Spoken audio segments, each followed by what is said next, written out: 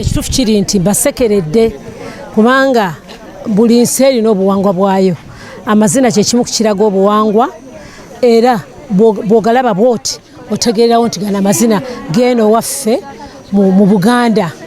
Kaakati y'ensonga lwaki ndowooza nti amazina amaganda gano abaana bano ge bakoze omulundi guno gongera okukola ekituufu omuntu yenna kyalina okubeera nga kyeyali etabyemu.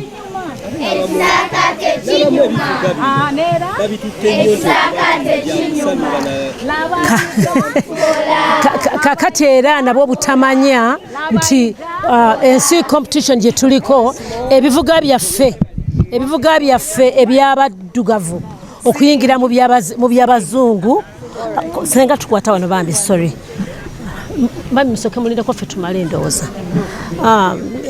Ebivuga byaffe eby'ekinnansi bye bimu ku biraga empuliziganya era eŋŋoma okuva edda n'edda lyabeeranga ddoboozi bwe tuyigatta mu bivuga bye tuyita ebizungu nga keyboard ne guitars gye tuyita fusion era empulikika yaabyo bwe obigasse gye beeyongera okunyuma.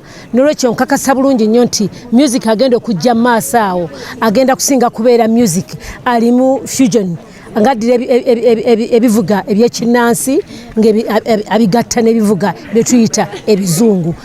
Envuga yaabyo trend gye tujja okuyita engeri gyagyo byinaba bivugamu ejja kuba eyawukana nnyo kuba balowooza nti eŋŋoma ebyaffe bya wansi si bya wansi. Trend mpya egenda okubeera nga bw'owulira amapiyano kati nefuuka magoma oba oliawo kyekigenda okweyongera okujja mu maaso. Naye ebivuga byaffe ebyekinnansi okuva edda n'edda lyalinga ddoboozi entabiro eyamba okuleeta empuliziganya eri abantu era nga byonna bye tuyimbiramu byongera okuwa obubaka eri abantu baffe. Nze ndowooza tebalina ntuufu kubanga ensi gyeraga ekintu ekitannaba kubeeramu essente we ziri owatannaba kubeera investment y'amaanyi. Ate ng'ebivuga bino ebyaffe ebyekinnansi bye bimu ku bivuga ebipya ebirina okweyongera mu bivuga eby'abazungu ebiriwo okwongera okukitwala ku mutendera omunene ogw'ensi yonna. Tebinnaba kufuna kwongezebwayo mu maaso okwongera okukakasibwa nti ddala bya muwendo naye bwe bineeyongerayo ogenda okukakasa nti byebisinga okubeeramu n'essente kubanga bye byenjawulo byokka.